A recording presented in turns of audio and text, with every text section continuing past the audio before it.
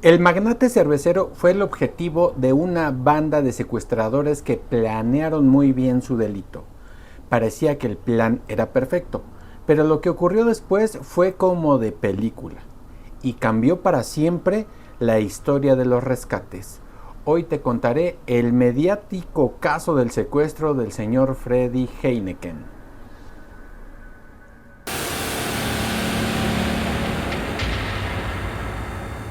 Advertencia.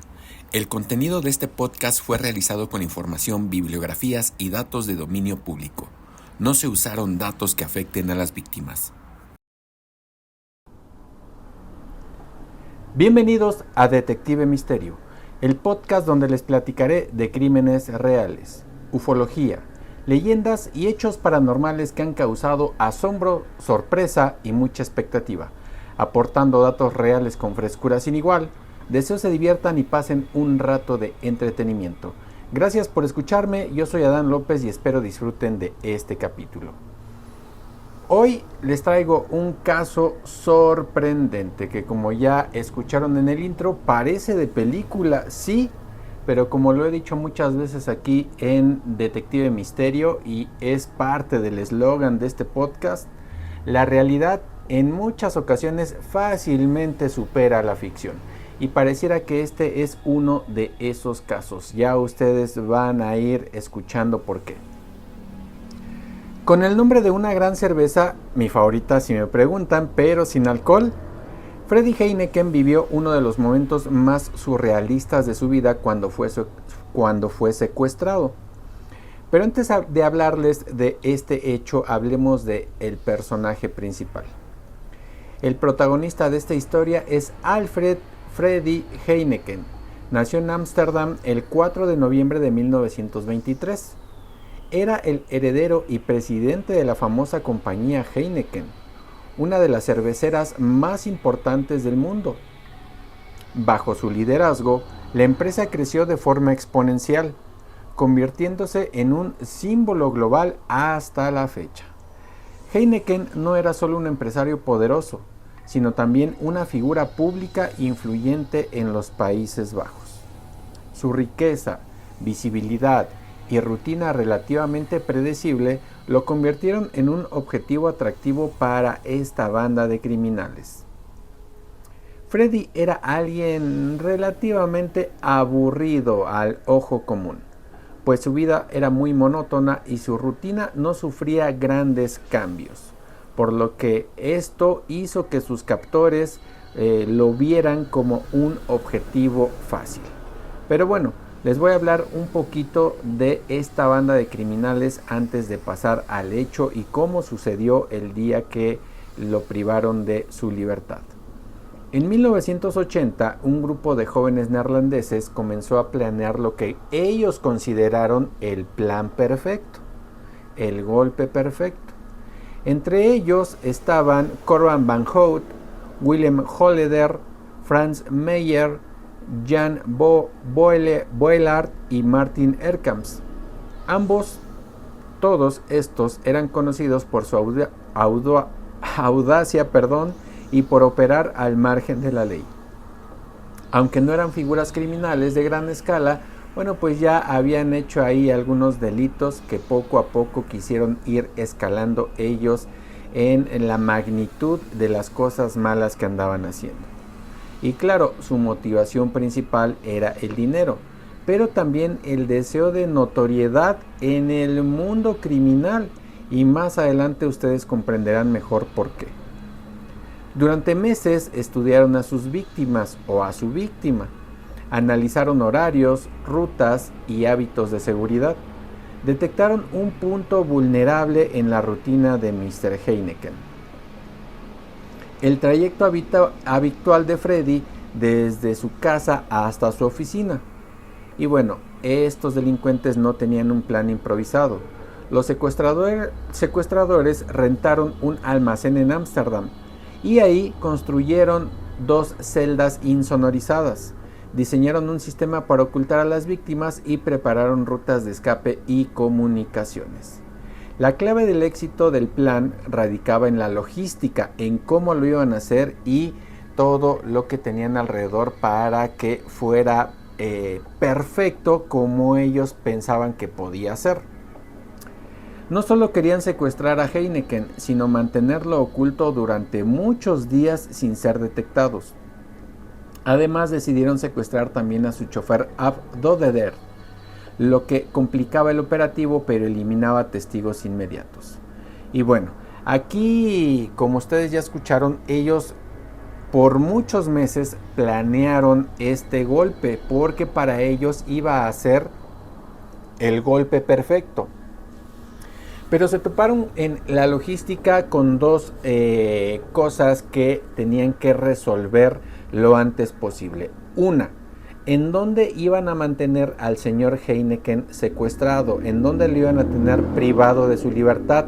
Para que nadie alrededor, los vecinos o la gente que estuviera alrededor de donde lo tuvieran, escucharan o sospecharan que tenían a alguien ahí secuestrado. Entonces es por eso que rentan el almacén y que empiezan a hacer una celda insonorizada.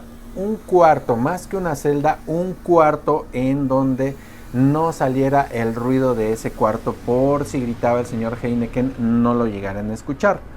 Pero al momento de ellos estar estudiando la rutina de este objetivo, pues se dieron cuenta que si dejaban al chofer, pues este sería un testigo que podría ser clave para la policía al decirles, bueno, se lo llevaron en una furgoneta, era de este color, eran tantas personas, eran hombres o personas de estas características.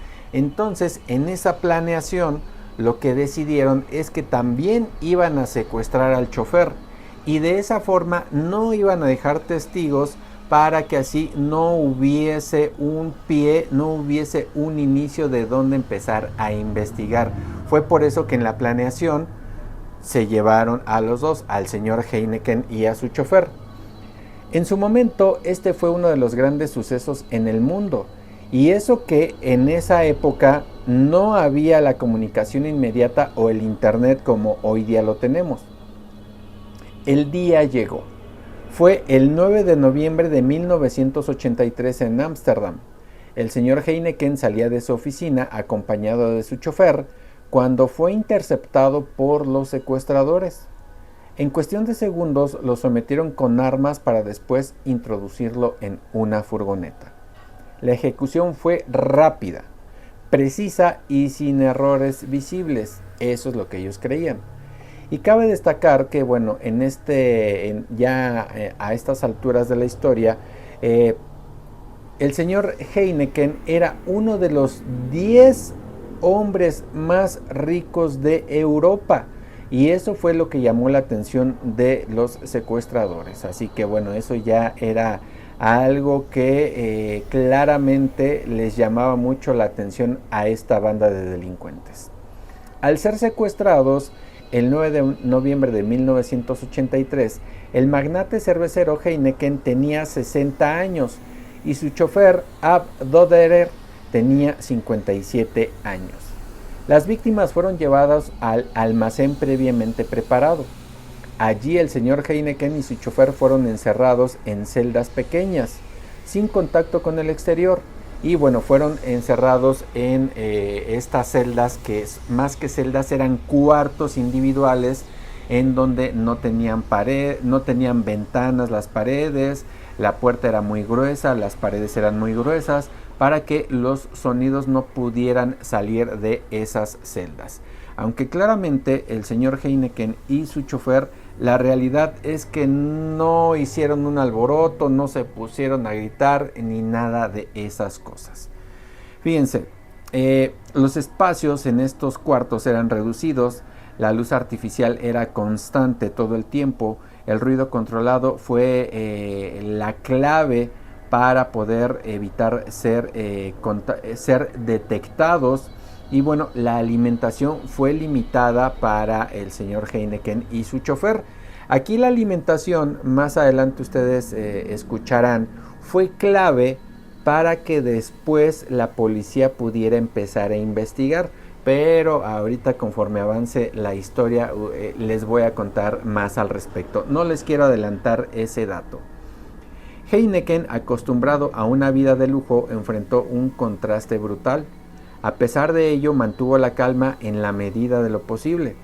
Durante este tiempo, los secuestradores comenzaron las negociaciones. Heineken, quien manejaba la compañía con puño de hierro, no parecía preocupado por su secuestro, no se veía acongojado, a pesar de que la privación de su libertad se alargó por semanas. Van Hout, quien era uno de los secuestradores, contó que los impresionó el ánimo y el humor del empresario. Y este delincuente dijo: ese hombre tenía un carácter muy fuerte, es como si fuera una especie de psicólogo. Y era algo que no esperaban realmente los delincuentes, aunque sabían un poco de su carácter fuerte. Así que en este caso, ya a estas alturas del golpe, se dieron cuenta que la situación no estaba caminando, no se estaba desarrollando como ellos creían. Creían que, bueno, pues el señor Heineken, acostumbrado, como les decía, a lujos, a comodidades y demás, a que la gente le esté sirviendo, bueno, pues creían que iba a estar totalmente en shock, que iba a estar desesperado, y la realidad es que no fue así. Estaba muy calmado, estaba con un temple difícil de creer para la situación, pero eso era gracias a la mentalidad, a la psicología de tener una mente muy fuerte, de ser muy duro ante la vida, y bueno, pues ante la vida fue total, y aquí también lo demostró. Así que eso fue algo que probablemente le haya ayudado emocionalmente al señor Heineken para poder salir adelante y que no fuera el trauma tan fuerte. Cuando el señor Heineken está privado de su libertad, llega un momento en que le exige a los delincuentes que le den algo de comer más sustancioso, algo que él pueda disfrutar, ¿no? Y les pide que, bueno, que le den algo diferente a lo que normalmente le están dando. Y también pide que le den algo que leer para que pueda ocupar su mente. Y el señor Heineken en algún momento, no está textualmente, pero palabras más, palabras menos, se sabe que el señor Heineken les dice: bueno, si yo les voy a pagar mucho dinero porque me liberen en algún momento, entonces al menos tráiganme buena comida para que yo no me enferme, ¿no? Al menos tráiganme periódicos para que yo pueda leer, ¿no? Y esa era una parte que era como un juego psicológico. Los delincuentes decían: pero ¿cómo? O sea, vamos a estar cediendo a sus exigencias cuando aquí los que ponen las reglas somos nosotros. Entonces es ahí en donde los delincuentes como que se encuentran un tanto choqueados, como que se encuentran contrariados, porque dicen: ¿cómo? Este me va a decir qué voy a hacer cuando el que dice qué se hace soy yo o somos nosotros. Y eso fue algo muy peculiar del secuestro del señor Heineken. Y fíjense, los criminales exigieron un rescate en ese 1983 de 35 millones de florines neerlandeses. Y ustedes dirán: bueno, pero eso ¿cuánto fue en dinero en esa época? ¿O a cuánto equivaldría en dinero hoy en día? Y bueno, la verdad es que al buscarlo había una disparidad ahí en varias plataformas serias que hacen conversión de dinero de antes a la actualidad.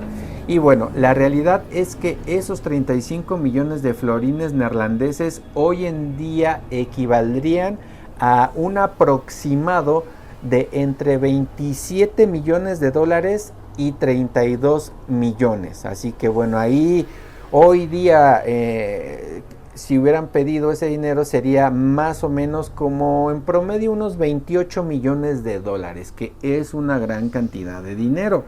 Y fíjense, la familia y la empresa, bueno, perdón, me adelanté, disculpen. equivaldría más o menos a 28 millones de dólares en promedio, y en ese momento fue uno de los rescates más altos jamás pagados, que bueno, aquí spoiler, ya les dije que sí pagaron el rescate. Y fíjense, ¿qué sucedió? La familia y la empresa, bajo presión mediática y policial, finalmente accedieron a pagar.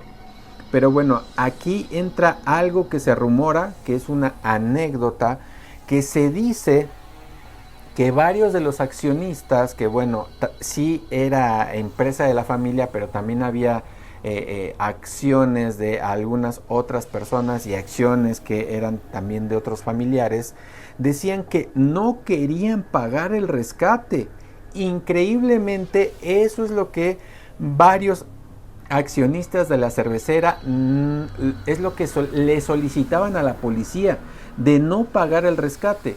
¿Y por qué era esto? ¿Era porque querían deshacerse del señor Heineken o porque había algo más detrás de esta petición? La realidad es la siguiente, sin entrar en especulación, ni en sensacionalismo, ni en amarillismo. La realidad es que los ciertos accionistas y ciertos familiares del señor Heineken no querían pagar el rescate, porque le exigían a la policía que ellos, con sus métodos, bueno, pudieran encontrarlo, pudieran apresar a los secuestradores y pudieran liberar al señor Heineken. Pero también había algo detrás, hablando corporativamente o empresarialmente. ¿Cuál era esta razón? Que algunos de los accionistas decían: no podemos pagar el rescate, no es lo más recomendable. ¿Por qué? Porque si nosotros accedemos a la primera a pagar este rescate, resulta que después toda la familia Heineken, parte de los accionistas, pues van a ser objeto de las bandas de delincuentes y nos van a querer raptar o secuestrar. Entonces no podemos pagar a la primera, para que sepan que eso no va a ser así.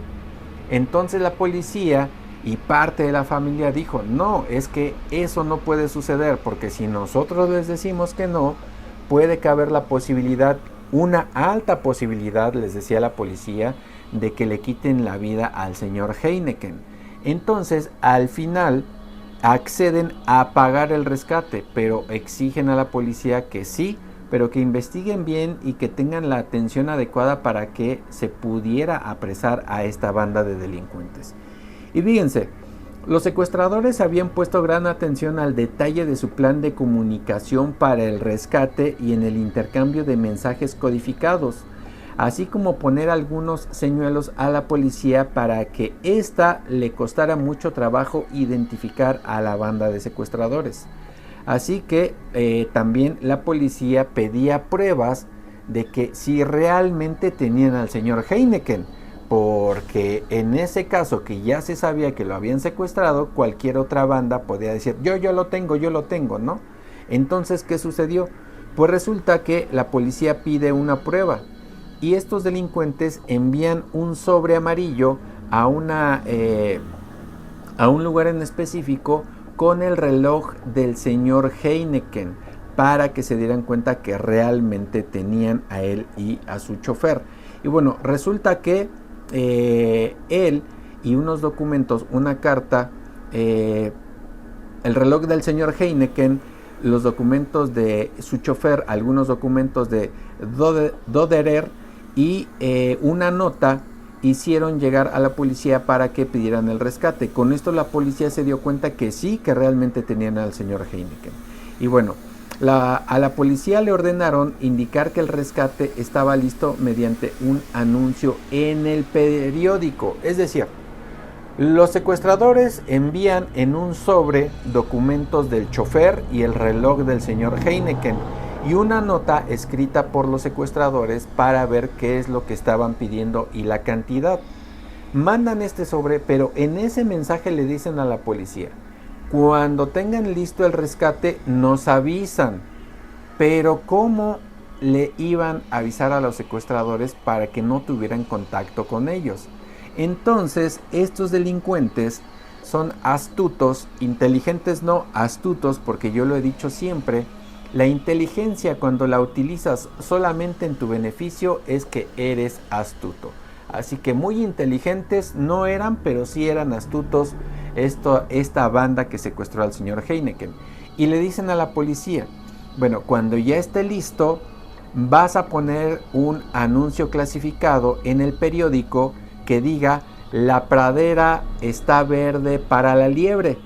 Y bueno, las nuevas generaciones, esto se les puede hacer algo muy fuera de lo común, algo que no pueden llegar a ver hoy en día, pero anteriormente, cuando no existía el internet, cuando no existían las redes sociales, bueno, pues en los periódicos de papel, ahí salían anuncios para buscar trabajo. Ahí salían anuncios para contratar a algún plomero, algún carpintero y todo ese tipo de cosas. Tú buscabas en el periódico, bueno, plomero, ¿no? Y ahí estaba su número. O había una vacante para trabajo. Se solicita guardia de seguridad, tal empresa, y ahí estaba el teléfono.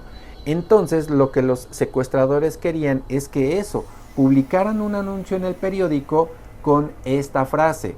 Cuando eso sucediera, los secuestradores claramente ellos lo iban a ver en el periódico.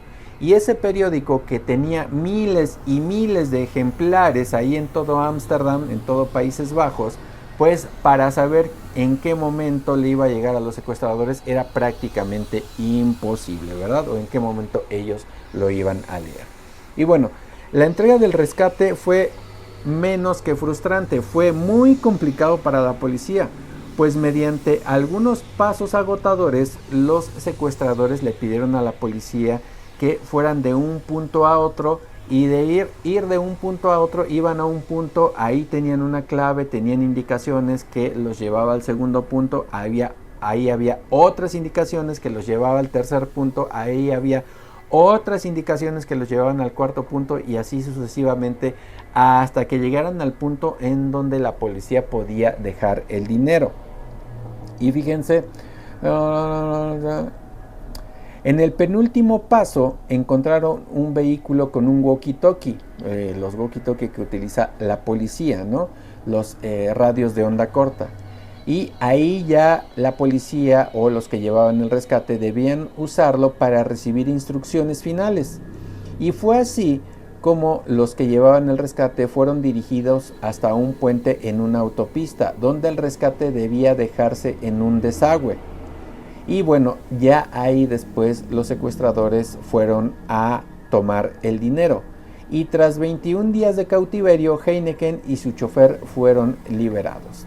Pero ¿cómo fueron liberados? Bueno, pues resulta que los encontraron ahí en estas habitaciones, celdas insonorizadas.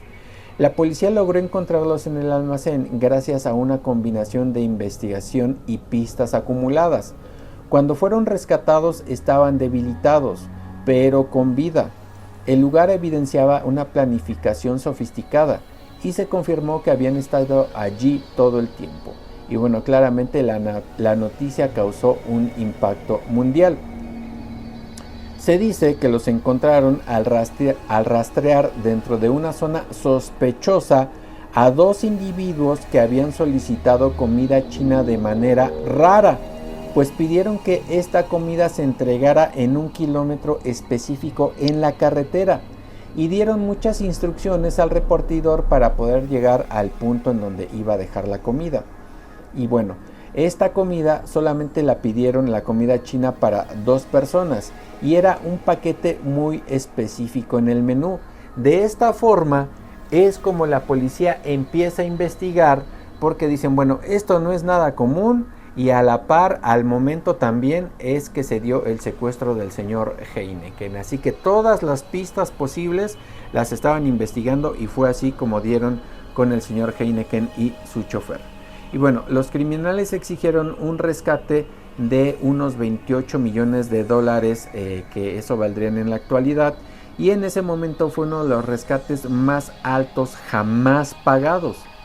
El dinero, como les dije, fue entregado en condiciones muy estrictas, y los secuestradores lograron recogerlo sin ser capturados de inmediato.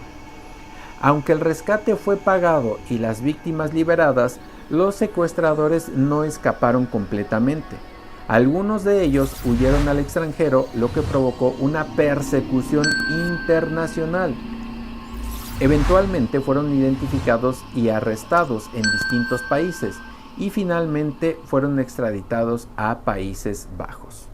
Este caso se convirtió en un ejemplo de cooperación de la policía internacional.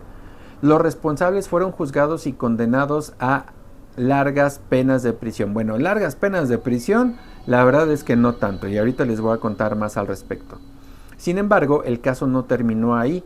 Algunos de los involucrados, especialmente William Holleder, continuaron vinculados al crimen organizado tras su liberación, convirtiéndose en figuras notorias del mundo criminal europeo. Todos, la verdad es que fueron condenados a pocos años de prisión para el delito de alto impacto que cometieron en su momento, pero recordemos que fue el año de 1983 y en esa época allá en Europa claramente las leyes no estaban tan desarrolladas, tan adaptadas a los problemas de la sociedad como hoy día están diseñadas, redactadas y hechas las leyes allá en Europa. Y fíjense, les voy a platicar algunos datos curiosos del secuestro del señor Heineken. Como les decía, fue uno de los rescates más altos pagados en su época, algo que llamó la atención mundial. Las celdas o los cuartos insonorizados fueron hechos a medida y tardaron muchas semanas en poder construirlas los secuestradores para evitar que los ruidos de dentro se escucharan fuera. Fue una inspiración este caso para varios libros, películas en el cine y muchos documentales.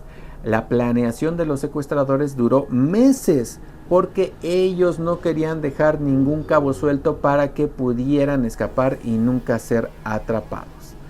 De inicio no eran criminales de alto perfil, eran delincuentes chicos o de poca monta, pero desafortunadamente con el paso del tiempo fueron mayores criminales allá en partes de Europa. El dinero fue parcialmente recuperado. Las autoridades lograron recuperar una parte del rescate. El chofer también fue clave. Su secuestro evitó testigos inmediatos y complicó la investigación inicial. El chofer fue clave, pero para los secuestradores, para que no pudieran ser apresados rápidamente. Fue un caso que sacudió a los Países Bajos. Un crimen de tal magnitud era inusual en un país de esas características en donde los delitos no son en gran medida o no tienen una tasa alta. Holleder, uno de los secuestradores, se volvió famoso y se convirtió en una figura mediática tras el caso, desafortunadamente. Y bueno, la duración exacta del rapto del secuestro fue de 21 días, un periodo relativamente corto comparado con otros secuestros, pero extremadamente intenso. Y bueno, Freddy Heineken fue exigente en su cautiverio. William llegó a comentar que el señor Freddy se mostraba como alguien exigente y duro, pues pedía más agua o diferentes comidas, como ya les había platicado anteriormente. Era tanta su exigencia que por eso se compraba comida exclusiva para él. Sí, es probable que la comida china haya sido la que al final delató a los secuestradores y con eso también hayan encontrado al señor Heineken y a su chofer. La captura de estos líderes de la banda fue en el extranjero. Los 5 miembros de la banda huyeron con el dinero dividiéndose en 2 grupos. Jan Boyard, Franz Meyer y Martin Erkamps fueron arrestados de manera progresiva en territorio neerlandés e internacional poco después de la liberación del señor Heineken. Corban Hout y William Holleder, los dos cerebros del plan, escaparon a París, Francia, tras una intensa persecución internacional.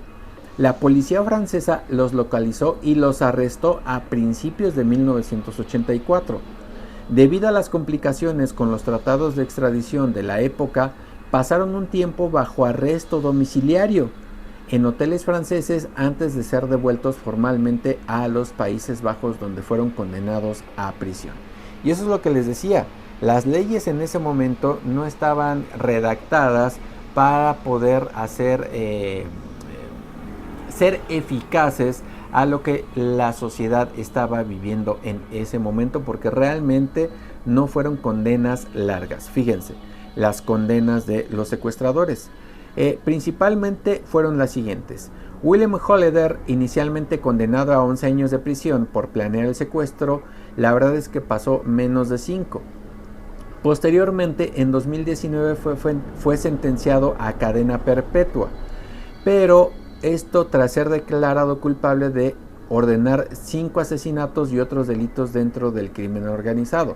Fíjense, aquí lo que fue uno de los cerebros del plan Holeder, él, cuando lo apresan en 1984, le dan 11 años de prisión, pero no cumple los 11 años de prisión.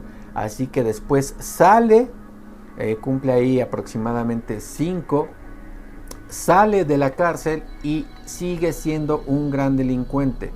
Ya después lo vuelven a apresar, pero no por el caso del señor Heineken, sino por otros delitos. Y en el 2019, cuando es preso, bueno, pues ya es juzgado y es sentenciado a cadena perpetua por haber ordenado 5 asesinatos.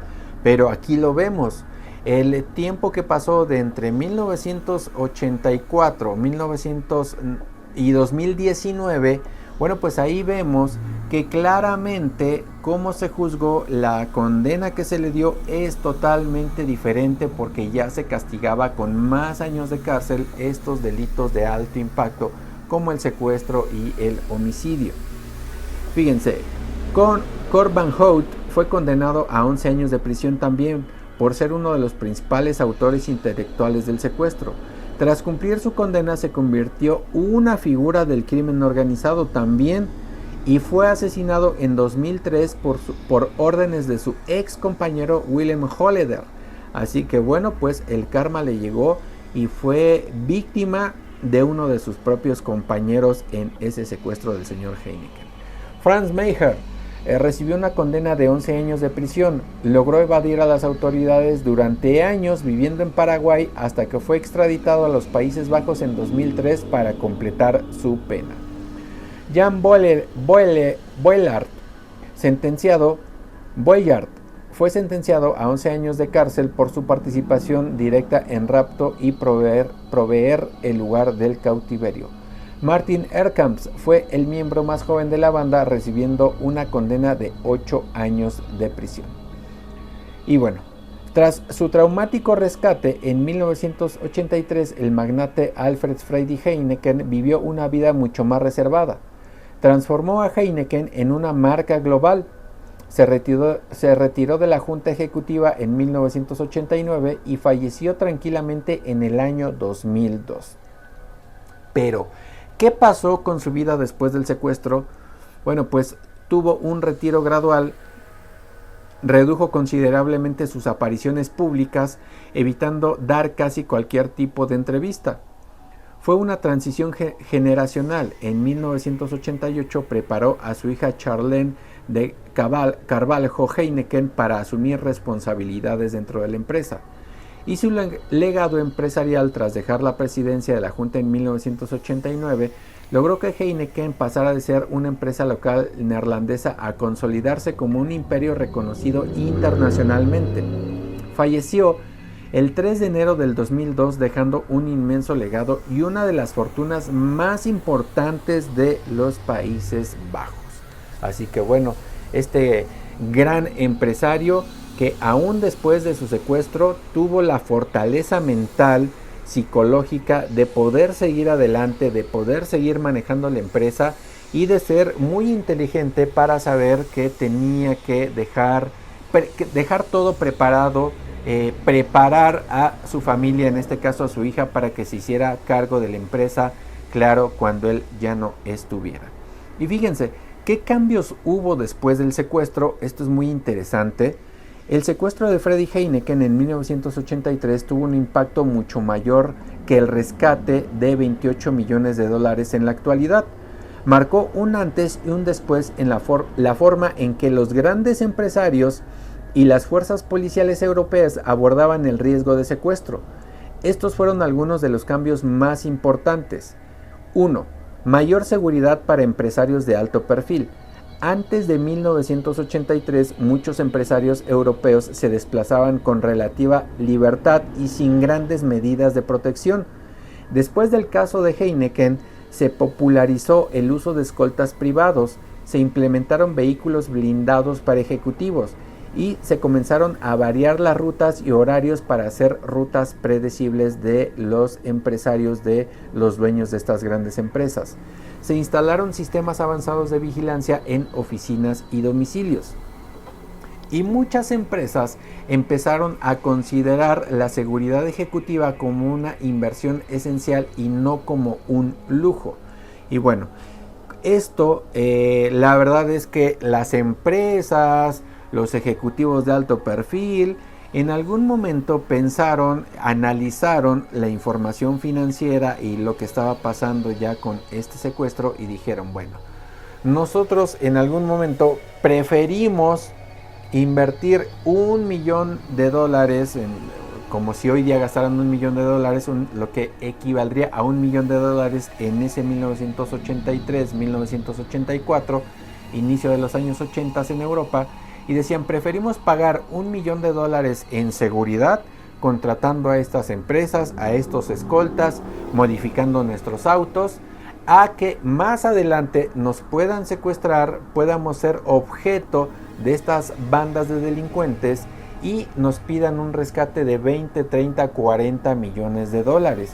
Así que es por eso que ya era parte del gasto normal de los empresarios gastar esta cantidad de dinero, que si lo vemos muy fríamente es una cantidad muy alta, pero a mediano plazo es menos el gasto a que si los llegan a raptar, a secuestrar. Y claramente cuando sucede este tipo de situaciones, lo que más vale, lo que más peligra es la vida misma de las víctimas o de la víctima, y eso no se puede recuperar ni con todo el dinero del mundo. Así que bueno, eso es irreparable, y en su momento por eso cambiaron la forma en que los empresarios veían su propia seguridad. Y fíjense, en su momento hubo crecimiento de empresas especializadas en seguridad. El caso impulsó el desarrollo de compañías dedicadas a protección de altos ejecutivos, evaluación de riesgos, planes de evacuación y gestión de crisis por secuestro. También crecieron las pólizas por seguro contra secuestro y extorsión, especialmente para empresas con operaciones internacionales. La policía también cambió, también empezó a hacer cambios para ser más eficaz. Hubo nuevos protocolos policiales. Las policías europeas comprendieron que los secuestros complejos requerían unidades especializadas para tratar este tipo de delitos, y como consecuencia se fortaleció equipos de negociación, se mejoró la coordinación entre distintas regiones y países, se desarrollaron técnicas modernas para el rastreo del dinero de rescates, se incrementó el uso de inteligencia e infiltración en organizaciones criminales. Inteligencia se referían a que había ciertos policías encubiertos que pues trabajaban en la calle, que se hacían pasar por delincuentes y que por 2, 3, 4 meses no iban a la estación de policía, no checaban su tarjeta, no tenían un contacto con la policía muy escondido en teléfonos públicos. Recordemos que en esa época no había celulares, entonces tenían contacto, pero eran policías que se inmiscuían en el bajo mundo. Empezaban así como que a hacer pequeños robos para ser aceptados y empezar a escuchar a las bandas, a la gente que hablaba ahí en el mundo de los delincuentes, si había ahí como que ideas o intenciones de secuestrar a ciertos personajes o empresarios. Así que era ese tipo de inteligencia, de espionaje, para poder escuchar y evitar delitos que más tarde fueran de grandes consecuencias para la sociedad y claro, para los aparatos de justicia. Hubo mejor cooperación internacional. Aunque el secuestro ocurrió en Países Bajos, varios implicados huyeron al extranjero. Esto evidenció la necesidad de compartir información entre las policías europeas, agilizar órdenes internacionales de captura y reforzar la cooperación judicial entre países. Con el paso de los años, esta tendencia se consolidó mediante organismos como la Europol y hoy día está la Interpol y que fueron creadas a partir de desafortunadamente hechos de estas magnitudes o delitos de estas magnitudes. Y hubo también cambios en la gestión de los rescates. El caso mostró que pagar un rescate no garantizaba que los responsables pudieran ser apresados o no garantizaba que todo iba a salir bien para apresar a los delincuentes y para rescatar a las víctimas. Desde entonces, las autoridades comenzaron a planificar con mayor detalle las entregas de dinero. Se marcaron billetes y se registraron números de serie para después ver por dónde andaba el dinero. Se desplegaron dispositivos de vigilancia alrededor del dinero del rescate y se dio mayor importancia al seguimiento financiero para localizar a los delincuentes. Y también se tuvo una mayor conciencia del crimen organizado, o sea, ya las policías y los aparatos de justicia dijeron, sí, pero hay que tomar en cuenta que ahí están y que siguen teniendo su actividad delincuencial. El secuestro demostró que una banda relativamente pequeña podía planificar durante meses un golpe contra uno de los empresarios más ricos de Europa. Esto llevó a que muchas policías prestaran mayor atención a vigilancias prolongadas realizadas por criminales, obtención de información interna de las empresas, delitos preparatorios antes del secuestro. ¿Y a qué se refiere esto? Que la policía ya también ponía más hincapié, ponía más atención en que si se robaban un vehículo de una empresa, ¿no? Que si entraban a robar dinero a una empresa, ¿no? Porque esto ya no se sabía con exactitud si era nada más porque querían el vehículo o porque alguna banda quería obtener información o quería ver por dentro cómo se movían en la empresa para poder hacer una planificación en contra de algún ejecutivo o del dueño o dueños de la empresa. No sabía la policía si se estaban robando información para utilizarla para mal. Por eso la policía decía, hay que tener más atención en esos delitos que son relativamente, entre comillas, de bajo impacto, de robo a empresas. Fue por eso que también hubo este tipo de cambios. Y ¿este tipo de cambios funcionaron o no? Fíjense, en gran medida sí, aunque los secuestros de empresarios no desaparecieron en los años 80 en Europa y desafortunadamente no han desaparecido totalmente para cualquier tipo de personas, empresarios, dueños, ejecutivos y todo este tipo de personas. En Europa Occidental se volvieron menos frecuentes y más difíciles de ejecutar gracias a la combinación de mejores medidas de seguridad privada y una mayor profesionalización policial y una cooperación internacional más estrecha. Así que claramente pues fue un desarrollo, fueron viendo cuáles fueron los errores, cuáles fueron los aciertos y en base a esto fueron mejorando todo. Las empresas de seguridad, los empresarios, la policía, los aparatos investigadores, los detectives, las leyes también que se fueron siendo más rígidas para castigar con mayor severidad a este tipo de personas, este tipo de delitos. Así que pues sí ayudó un poco, sí fue un parteaguas este secuestro del señor Heineken y a partir de eso pues se tomaron más medidas, pero no solamente los empresarios, sino también los delincuentes y también la policía y las policías internacionales de allá de Europa.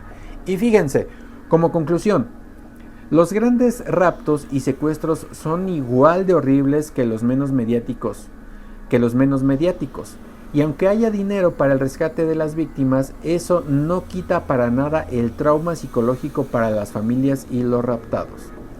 Son esos casos donde se puede ver que cuando las autoridades investigan bien, pueden dar con los culpables, aunque sea un caso con pocas pistas como este. Puede ser que el carácter fuerte y mente inquebrantable del señor Heineken haya sido parte importante de que saliera con vida él y su chofer y regresaran a casa. Pero los delincuentes en muchos casos, al verse perdidos o no cumplirles sus expectativas a la primera, pueden arrancar vidas como último recurso. El secuestro del señor de Mr. Heineken no solo cambió la vida de un magnate cervecero, también transformó la forma en que Europa protegía a sus empresarios, entrenaba a sus policías y combatía un delito que hasta entonces muchos creían imposible, contra una de las personas más poderosas del continente. Así que, bueno, deseo les haya gustado este caso detectivesco de hoy aquí en Detective Misterio, y deseo se hayan entretenido y hayan escuchado algo que antes no habían escuchado. Así que yo les agradezco que se hayan quedado hasta el final del capítulo del día de hoy. Les pido su apoyo, dejándome su comentario, dejándome su like y suscribiéndose aquí a Detective Misterio para que cada vez seamos más los que escuchamos y los que platicamos cada jueves en un capítulo nuevo. Así que yo les agradezco mucho y recuerden, toda leyenda tiene un origen y todo testimonio cuenta una historia. Y toda historia esconde una verdad, porque los misterios comienzan a desvanecerse cuando la verdad sale a la luz y descubrimos que la realidad muchas veces supera a la ficción. Yo soy Adán y esto fue Detective Misterio. Hasta el próximo expediente misterioso.